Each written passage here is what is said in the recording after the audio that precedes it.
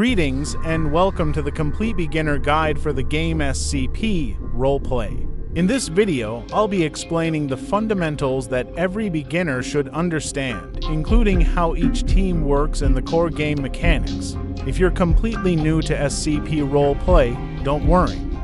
In this video, I'll go over every team and explain what they typically do on a daily basis. I highly recommend turning on captions so you can read along and fully understand what I'm explaining. Now, let's begin the video.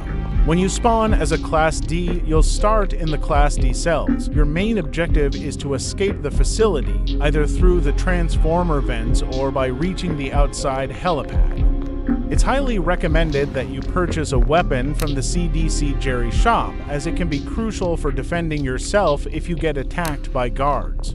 Right now, I'll show you how to get to the transformer vents. Keep watching the video and follow exactly where I go. Be careful, though, there are usually several guards outside the CDC. Try your best to stay out of their sight and only shoot if it's absolutely necessary.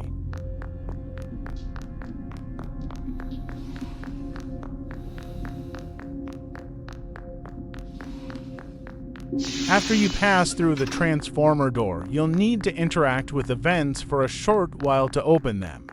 Once inside, follow the path and you'll find a ladder that leads directly to the Chaos Insurgency base. There are also labels along the way to help guide you there. When you finally arrive, you'll receive access to the Chaos Insurgency radio and be issued a rifle. Alternatively, you can also escape via the outside helipad. This method is generally more difficult than escaping through the transformer vents, as Sector 1 is heavily guarded by O5 Council members, administrative staff, intelligence, and internal security departments. However, once you successfully escape through the helipad, you'll gain access to the Chaos Insurgency team, a great reward for players who haven't unlocked it yet. If I'm correct, this is a one-time opportunity. That means if you die as an escaped insurgent, you'll respawn as a Class D, so proceed with caution. Follow me closely and stick to my route. I'm going to show you exactly where the helipad is.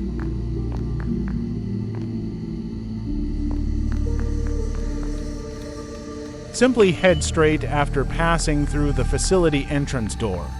This path will lead you out of the facility and directly to the helipad.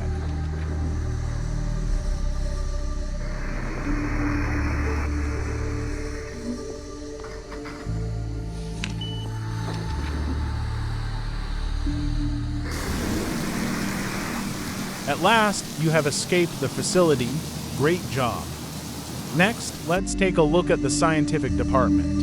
As a scientist, your main objective is to test Class D personnel on the SCPs. You'll be provided with a tablet that has multiple functions.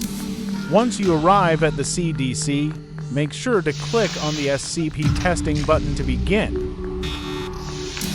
Here's an example of how to make use of the SCP testing function, as well as how to authorize Class D. Choose any SCP you like and click Begin Test. A red arrow will then appear, showing you the path to that specific SCP.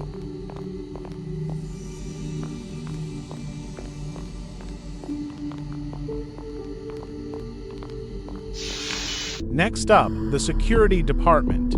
As security personnel, your primary objectives are to guard the CDC and escort tests requested by scientists. You also have access to the hammer tool, which allows you to build obstacles for cover and protection. The security department spawn is located very close to the CDC, so you won't have to worry about getting lost. Security personnel are also responsible for responding to riots and dealing with rogue Class Dis. Be cautious, as you never know when Class Dis might turn against you. If you spot an armed Class D, neutralize them right away.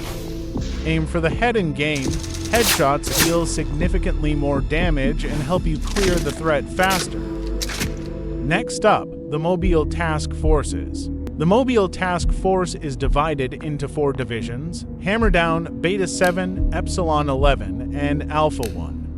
Hammer Down Also known as a New 7, is the first team you unlock in the task force. Their perk is that they deal increased damage to Chaos Insurgents, making them especially useful during ongoing raids in the facility.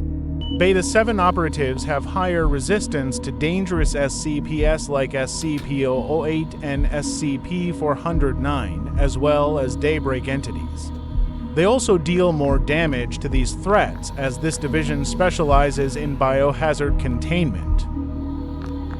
Next, we have Epsilon 11. This division primarily focuses on recontaining breached SCPs and has a faster response time compared to other divisions. For example, if SCP-096 escapes its containment chamber, Epsilon 11 operatives are usually among the first to respond to the breach. When approaching a breached SCP, you'll see a button in the top left corner labeled SCP-173. Hold the button until the timer reaches 0, and the breached SCP should immediately return to its containment chamber. Lastly, we have Alpha 1. Alpha 1 operatives primarily guard O5 Council members. They have faster reload speeds and gain extra XP when protecting O5 members nearby. Alpha 1 is also the only division equipped with a shield, which can be used both to block damage and as a melee weapon. Now, the Intelligence Departments. The Intelligence Department's main objectives are to inform facility personnel about Chaos Insurgency raids and to interrogate Class Dis. You'll also have access to a tracker that shows anyone nearby. This is very useful for locating Chaos Insurgents and Class Dis, allowing you to respond quickly and neutralize threats. Here's a quick gameplay demonstration on how to use the tracker effectively and eliminate Chaos Insurgents. You'll receive a notification whenever an event has been destroyed. You're encouraged to alert facility personnel so they can help respond to the situation. Next to the Intelligence Department, we have the Internal Security Department. ISD agents primarily terminate rogue personnel and track the locations of Chaos Insurgents. You'll be given a tablet that provides access to the facility cameras. If you spot a Chaos Insurgent, their location will automatically be revealed to nearby facility personnel, allowing them to respond and neutralize the threat. Here's a quick demonstration on how to do it. Next up, the Rapid Response Team, RRT operatives have 10% faster movement, take reduced fall damage, and have the ability to recontain SCP-173 and SCP-096. You can choose to spawn at either Sector 1 or Sector 3, depending on where you want to respond. Here's a quick gameplay as RRT operative.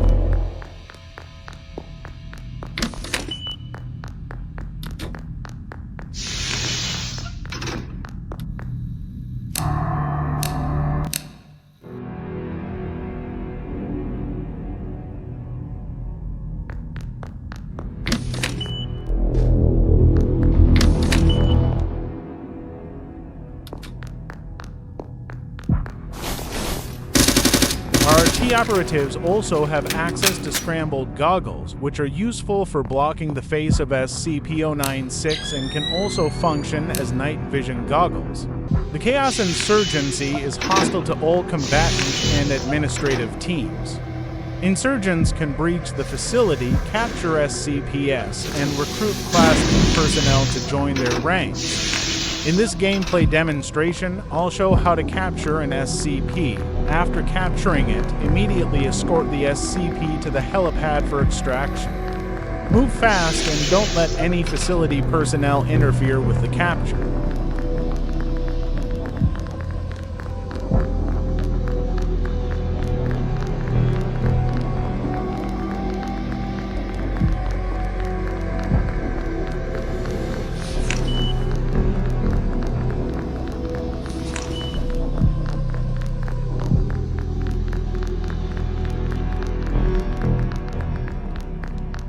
After capturing the SCP, you must hold your ground and prevent anyone from interfering with the extraction.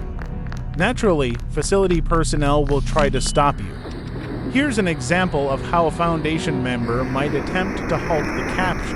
The Chaos Insurgency are attempting to capture an SCP through the helipad. Combatant personnel are...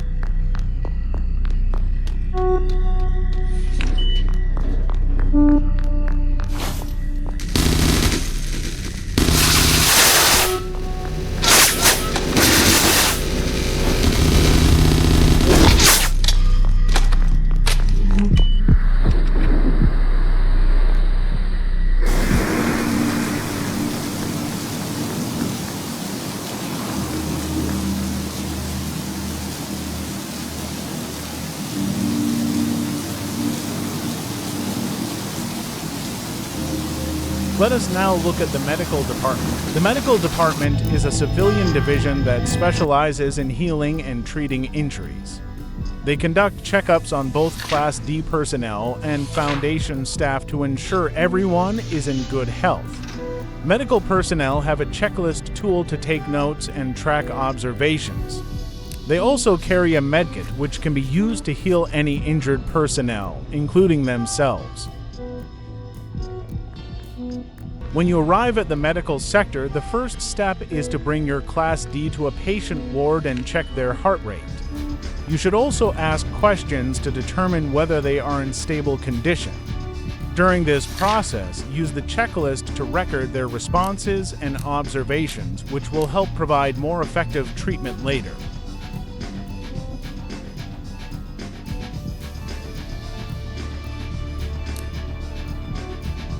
In the medical sector, there's a laboratory located downstairs.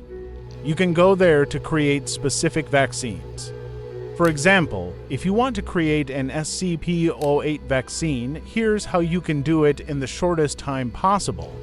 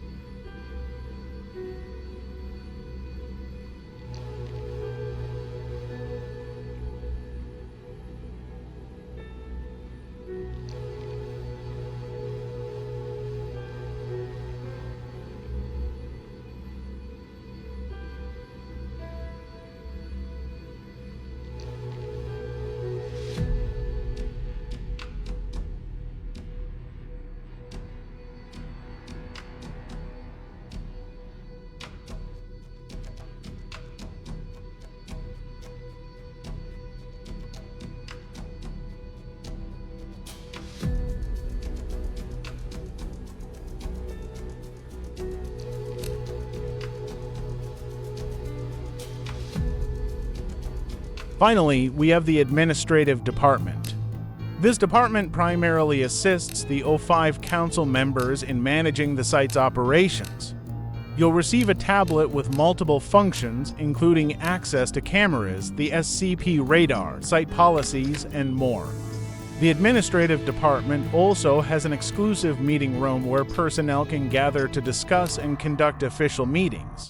That's the end of the video. I hope you all enjoyed watching and learned something new. Thank you for tuning in. Goodbye for now.